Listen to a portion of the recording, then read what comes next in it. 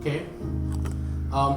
The significance of the death and resurrection of our Lord Jesus Christ is signified in the cross, and his resurrection means that Christ going to death, dying, laying his life for us, for you and me, so that you and I will be saved from the bondage of sin and fear.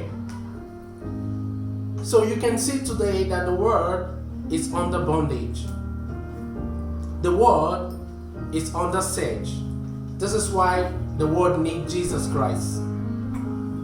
So I'm going to talk about the significance of and the death of resurrection of our Lord Jesus Christ, which means that as it is in the Bible, when you read Leviticus, Deuteronomy, Exodus, the Bible explains of how those days before the birth of Jesus Christ, before Jesus Christ was born, the Bible explained that those days during Moses' time, those were days when God speaks to the prophets, God speaks to men. Those were days that men were living by the law.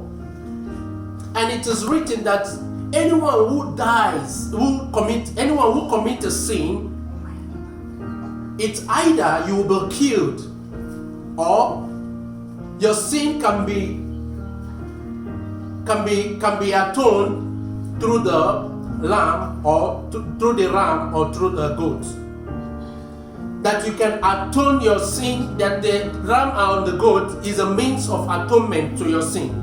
Those days, if one commits sin or if one commits any evil or any sin that is led to death, that leads him to death,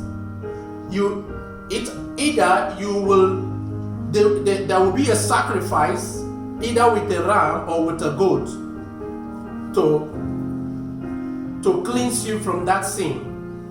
So this is the law that was bound on us. But the death and resurrection of Jesus Christ now do what? Now free us from that bondage. That is why it is written in the Bible. It says, it is written in the Bible. It says that sin brings death, but because of the gift of God, that we will have life and have it abundantly. So when you commit sin, you are entitled to die. Now imagine if every one of us keep committing sin, or if we start judging ourselves according to the sins we commit each and every day, you can see that there is no one of us will be alive on earth. Because what? Your sin is the entitlement, the wages of your sin is death. And the entitlement of your sin is death. And we are all supposed to be crucified because of our sin. But the death of Christ, which is a gift from God, which has been given unto us, has freed us from that bondage. Now, that is why I am talking about the peace of mind. And this is why you and I need the peace of mind. And how can we get this peace of mind? That is why we have to look back onto the cross. And we need to understand the reason why we are celebrating today.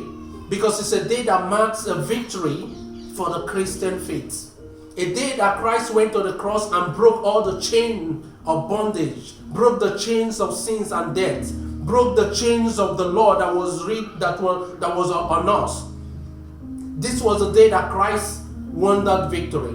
Now, I have spoken about the repercussion or the judgment that comes on one when you commit sin in those days.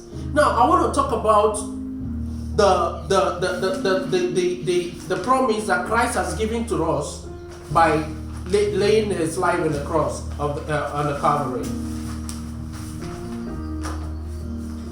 If we can read the book of John chapter 2 verse 22, the Bible speaks about the reason why God sent his son. Even in John 3:16 spoke it. It says, "For God so loved the world that he sent his only begotten son, that whosoever believe in him should not perish, but have everlasting life." Now this is the reason why Christ has to go to the cross. Now, this is the significance of the death and the resurrection of Jesus Christ. So as you celebrate Easter, I want you to put this in your mind to understand the reason why you are celebrating this Easter. Because it is a day which we mark the victory which Christ won for us. Now, if you read in Galatians chapter 3 verse 13, you read Isaiah chapter 53 from verse 5 to 6, and you read John chapter 3 verse 16, and all Peter, 1 Peter chapter 2 verse 24, and you read John chapter 1 verse 29, all those things gives us the promise, the assurance, what Christ went to the cross to do for us, to clear the law that was on us in those days. Now, if you look at the world today, you will see that so many of us are in search of this peace. And there is no way we can attain the peace of mind if only we will look up onto the cross.